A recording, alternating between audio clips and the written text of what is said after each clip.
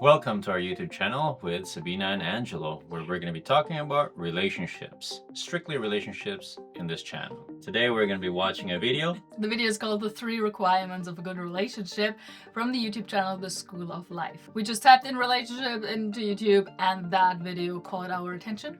Yes, so we're going to be looking at this video. Exactly, and then talk about it and talk about our experience. So if you like the video, please comment and subscribe to our channel. Many people, after they've been in a couple for some time, will privately admit that they are, in many ways, frustrated and disappointed by the person they've chosen to share their lives with. Wow. Okay. If pressed for details, they will have no difficulty coming up with a list. Their partner, they might complain, is too loyal to their irritating family, or doesn't share their views on the layout of the living room, or never wants to go on camping holidays, or plays tennis every Wednesday evening no matter what, or doesn't like Moroccan food, or doesn't share their enthusiasm for 19th century Russian novels, or has a habit of adding actually to every second sentence when it's actually redundant. As the list gets longer, they sigh. They still love their partner and they long to be happy together. It's just that it seems impossibly complicated to make this relationship work. What's driving the frustration is not that they've sadly fallen for an idiot as a mate. It's rather that we have all inherited needlessly complicated ideas of what a relationship is supposed to be for. We are told that love is meant to involve the almost total merger of two lives.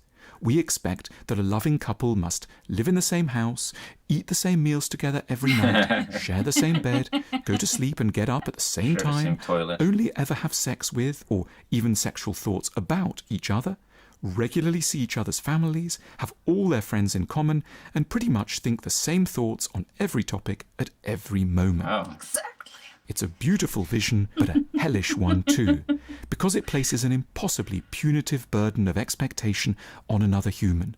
We feel the partner must be right for us in every way, and if they're not, has to be prodded and cajoled into reform.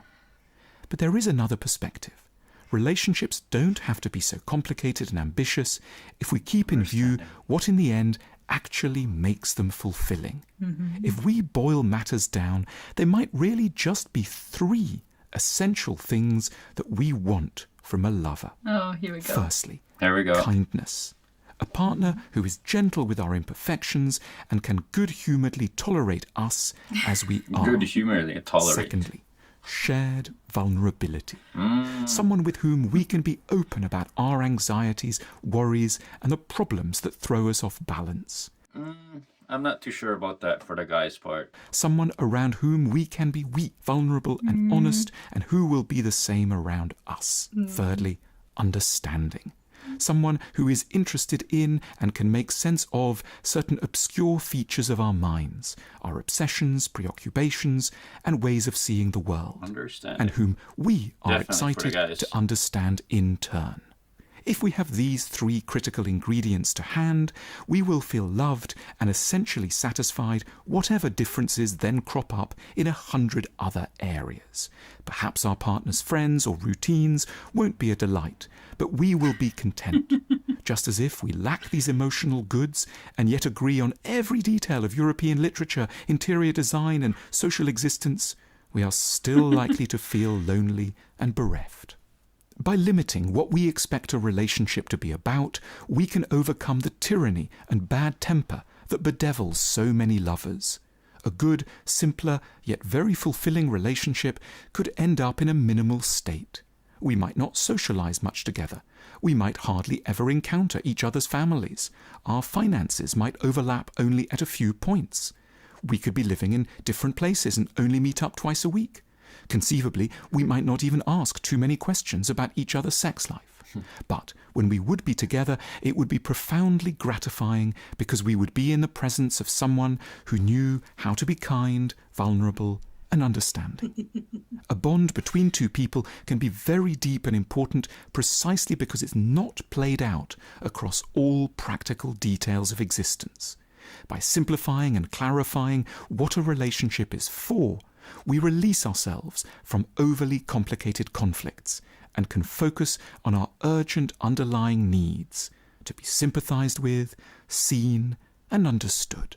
Wow, wow, wow. So, kindness, shared vulnerability, and And understanding. understanding. What are your thoughts? You know what? That was a very amazing video because visually it was amazing. It was actually kind of hard to understand what was being said because the video was just so great and distracting. But yes, that was in the surface level. Yes, there's some truth on there. Some things I do agree with. Some things more relates to women's side, and some things definitely lean towards the men's side's responsibilities.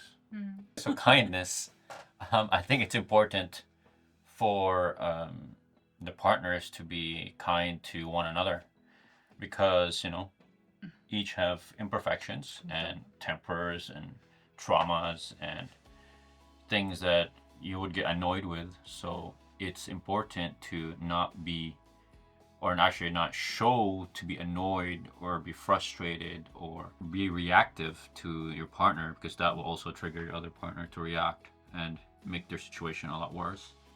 Yeah. For shared vulnerability, I think yes, in some aspect and certain levels, yes, I think you should have some shared vulnerability. But for men, probably you There's should. a limit. There's a limit to how much and what kind of vulnerability you should display to your woman, because as the man, you are supposed to be the rock in the relationship, and you shouldn't show weakness to the woman, as that would trigger weakness to her subconscious that will make her fall out of attraction for you. But for the woman, I think for the vulnerability, it does complement her, because as women, they're more feely, emotion type of human beings, so they need some type of stability from a man in a relationship for them to feel secure, and that's where attraction builds. So for men, less vulnerability, more strength. But if you do have to display vulnerability, you have to also display how you conquered that vulnerability. Oh, that's a great point. Absolutely. Yeah. So, and understanding. So, sorry guys, not sorry, but understanding is heavily also put on us as men, because we need to understand how relationships are supposed to be before getting into it. Understand how women react, how women are, how they live before getting into a relationship. Because, boy, if you go into a relationship without understanding, you're in for a surprise. So, and how to deal with these situations. So, understanding for the men's side, you have to understand the whole picture before getting into it. When it comes to communication, this understanding is just part of the big picture. Understanding what her requirements are, what she needs. For each person, they do have specific requirements, like where they would like to travel, how they would like to travel, their spiritual path, their mental path, their financial path, their cognitive path. You have to understand that. Career path. So, but that goes for both ways. Communication is important. So in the beginning of the relationship, you should communicate what you want, what you don't want, so that you don't get into each other's necks. Set up the boundaries for both sides. So that would be like the common understanding for both men and women. But mostly men, you need to really take the lead in this understanding part, and you really have to be the leadership in leading a relationship. So with that, you have to understand how you're supposed to be in a relationship before actually getting into it. Yeah. So what is it about kindness that you found that was relevant to our relationship? Well, because I think it is important to be kind. There is some stuff out there nowadays where it seems like, you know, you gotta be the alpha male or whatever and the lead. And people, in my opinion, they misunderstand that and they think you gotta be an asshole. I don't know, you know, so, but kindness is part of being a good leader, in my opinion. Yeah, the so- real kindness. Yeah, but let's not mix this up. Kindness and a nice guy Exactly. is not the same. Exactly. Okay? That's what I mean. Being a nice guy and being kind Yeah. is not the same. Exactly. So Andrew does not, you know, others don't perceive him as very kind. For me personally, very gentle. Very gentle and very kind and very sweet at home. So yeah, kindness is crucial. Otherwise it would not work at all. Like it just wouldn't. It just wouldn't. And then shared vulnerability. From the woman's side, I do agree too. Definitely. Men's side, a little bit. Just not too much, because then it goes into this cringe mode, and because vulnerability is often also combined with a little bit of victim mentality. Yeah, Right. victimhood, yeah. And, Right? and sharing your past traumas and things like that. Yeah, your weaknesses and stuff like that. And sometimes I think it is important to understand the partner, to understand the boyfriend better, the man, you know, where they're coming from. Sort a little bit in your mind, certain behaviors. So that I find, but not too much. Way too much is just over the top, and it's just, in the long term, it will just, the attraction will just go away. Just think of it this way, right? If we can take the analogy of work, right? And you work for a company and your boss is there. And he or she just happened to say, oh my gosh, like, the business is not doing well. What should we do? Nice. Our finances isn't great. Like, how would you feel as an employee? It's like, would you stay there? Would you feel safe that your job is secure? Yeah, nice. So it's kind of like being in a relationship, especially as a man. You know, you're not the emotional type, right? I mean, you could be because of traumas, and if you're just an emotional guy, sure, great. But for the most part, we as men have to be the strength and the rock of the relationship. So us crying to her would be not so great for us. I mean, think of us. We are the employers. We can't tell them like, hey, our relationship is not doing great, and oh my gosh, like, this is what happened. You know, like, you look like a woman to her. So, and the woman is not gonna look at the man, This is good. you know, that he is in his strength or he's in his masculinity, you know.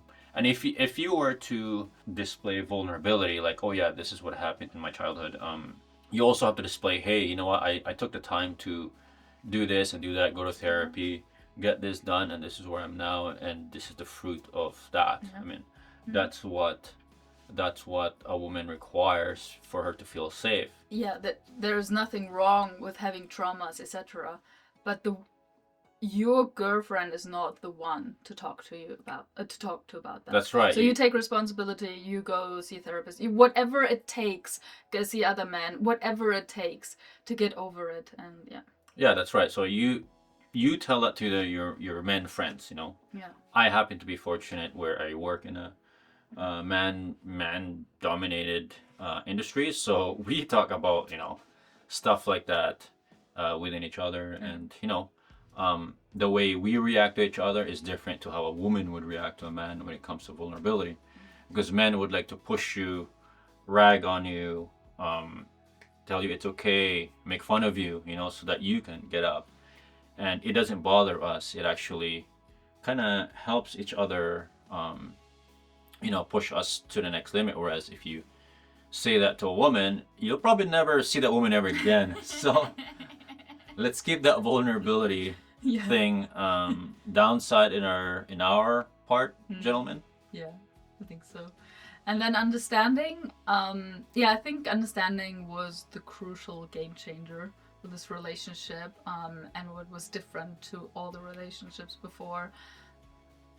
Because in my opinion, Angelo has the best understanding of female nature and the nature of relationships and how they are supposed to work.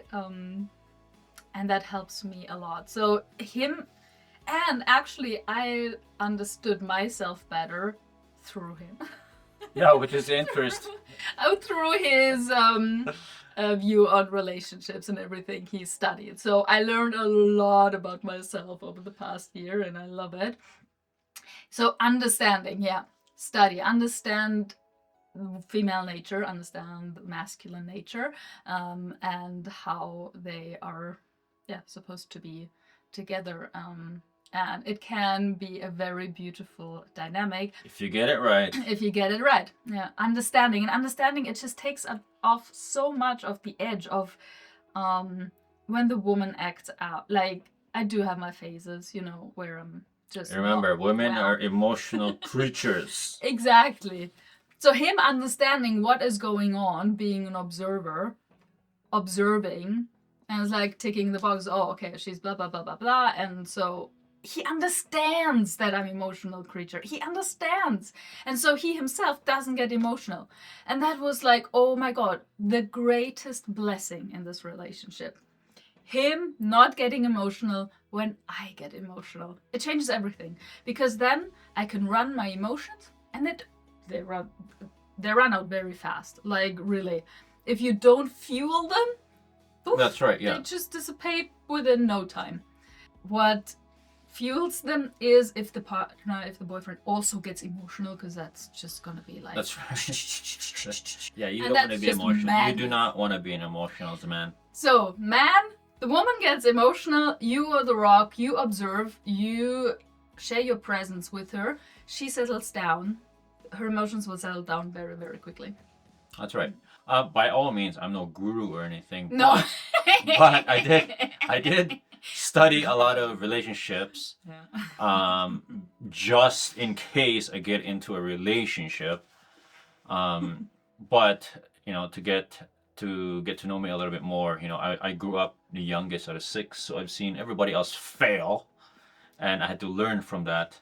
And then alongside that, with friends around you, people talk, you understand. And with everything that's out there in the internet world, you can learn everything about anything. And part of it was learning about relationships, from everything from your communication to actually being in a relationship. You take the good with the bad, you analyze everything.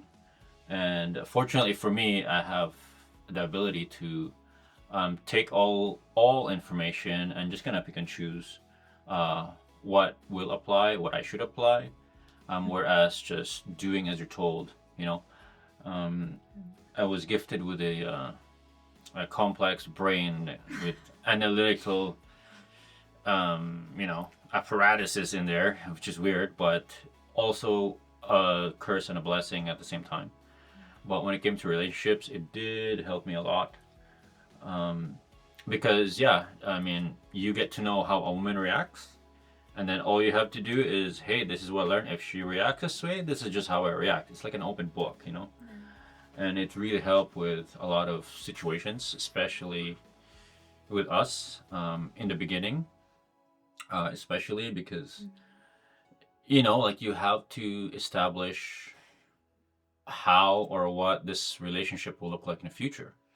And you have to lead in the very beginning so that in the future, yes, that will manifest. Okay, I think we're gonna stop here for the first video. I'm looking forward to more. I love this topic. Yeah, thank you so much for watching this video. And if you like it, like and comment, and definitely subscribe to our channel so you can help us get our views and our subscribers up. Exactly. And share your experiences in the comment section. Let's use this platform to share what works for you guys in the relationship, what works for us, so we can learn and grow and make relationships last once again. Because they're all failing. And it's no good. Okay. Till next time.